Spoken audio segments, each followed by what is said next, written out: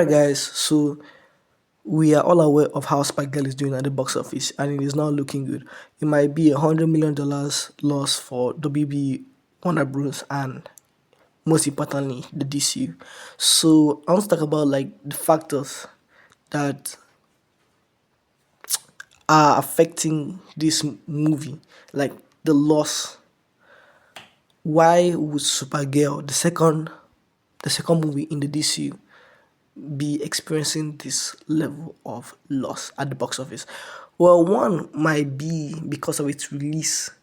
The movie was released, or rather, the movie is sandwiched between like several movies that are blowing up right now, which is which was Obsession, Backrooms, Toy Story, and Minions.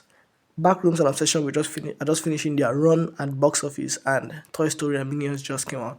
And Spaghetti was released during that period where these two movies were ending and these two movies were releasing, and nobody would pay attention because these two are established franchises made by big companies, and these two are popular movies. New, yes, they're not big franchises, yes, but they are popular enough, and people were going to the cinemas to watch them. It was a very terrible time to release this movie. If they had released this movie during the period of Project Hail Mary when it was in theaters, it would have been so much better. Like Project Hail Mary had no competition, and so it made so much money.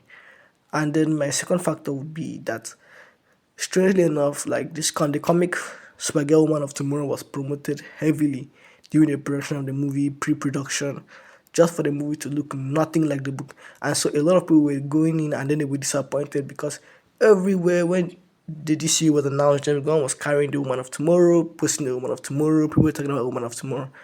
And people went in expecting to see this colorful, magnificent looking movie, just to see a whole lot of brown and grey and unfinished, unpolished CGI, which was just terrible. Like, what was going on with that movie during its production? I don't understand. And then next has to be that the movie feels unimportant to the larger story of the DCU. So a lot of people have compared it to being a Phase 4 or Phase 5 movie, the MCU. It's like released during the Phase 1. It's like this extra movie where you don't really need it doesn't really connect to the main story. Like, it just feels unimportant. So a lot of people feel like after they found out what the main plot is, the main story, they just ignored it and just went about their day. So the movie kind of feels important. A lot of people compare it to like the Incredible Hulk. You don't need to watch it to understand the larger story, and so that is that. And my full reason has to be like still concerning its release. I feel like the movie was released too early in DCU. Like, DCU just started one movie. They will not have a general audience yet. They will not even have an audience yet. So the general audience hasn't like aren't hooked on them like the MCU was. They haven't even gotten as far enough as the DCU went before they started disappointing people. So like, I feel like James Gunn made a very big mistake with coordinating the production of like One of Tomorrow. She needs to like reassess everything. The movie, like, nobody really looked at it and was like, oh, I need to see this movie after seeing Superman 2026 or 2025. Nobody really saw the movie as this important movie. Like, going back to my other reason, it just didn't feel important. And then my fifth reason would be that the film barely received any promotion before its release. And after its release, the comic book art was used to promote it. And it was so funny. Like I said, this movie looks nothing like its comic book counterpart. It looks nothing like the comic book that it's adapting. A lot of brown, a lot of grey, and then the story takes like I don't even know what to say again. It was just weird. It had after the movie release, there were a lot of logo inside the movie. Like, just before I released, there was a lot of logo promotions and stuff. And I was like, okay, and I haven't seen the movie yet. The only cinema in my city has closed down, so there goes my chance of watching the movie.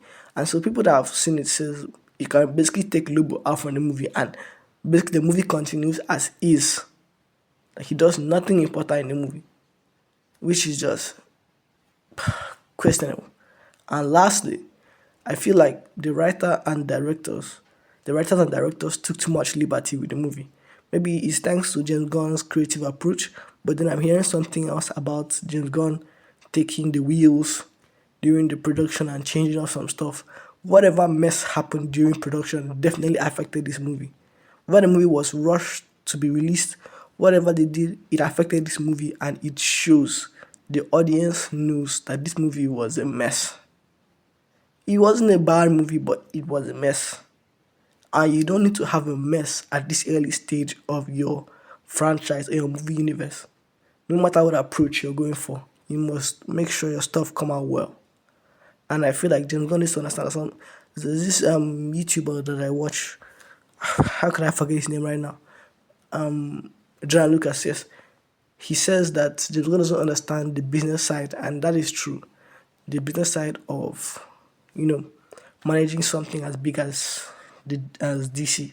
So I feel like James Gunn needs to, lock in. He needs to understand and prioritize his essential characters, the major DC characters. He should focus on them before spinning off to lesser known characters, or else he might never have a universe to work with in the next 4 to 5 years. They will take control away from him. That's the honest truth. Because these people that own these characters, people that own DC itself, they are very business minded. And you know what that means if the DCU stops? It means we're only going to have Batman to the end of time. Which sounds good for some Batman fans, but for everybody else, it just means all your characters are sent to the gulag, never to be seen again for like a couple of decades when the MCU has faded, and then someone else will be like, oh, let me try and remake DC into live action again. So that's about it. He needs to build his universe. James Gunn, Peter Safran, you guys need to lock in. They need to build their universe, build their world first. Give it a strong foundation before they start dropping spin-offs. Nobody wants to see spin-offs of a world that doesn't even have a good foundation. It's like making a book right now. Your book doesn't even have up to 2 sequels, and then you want to drop a spin-off concerning this character or this character that just isn't even important in the larger scheme of things, the larger story. So I feel like Supergirl was released too early. A lot of factors hindered it, from production, it had marketing, everything. Like, it's just terrible because Millie Alcock is a good Supergirl. It's unfortunate what happened with this movie, and I want James Gunn and everybody involved in the DCU to lock in. And please, please, I really hope they fire Tom King. Like, Tom King needs to get off the project. Like, nobody wants that guy around. Oh, and don't forget to like and subscribe. I love you guys.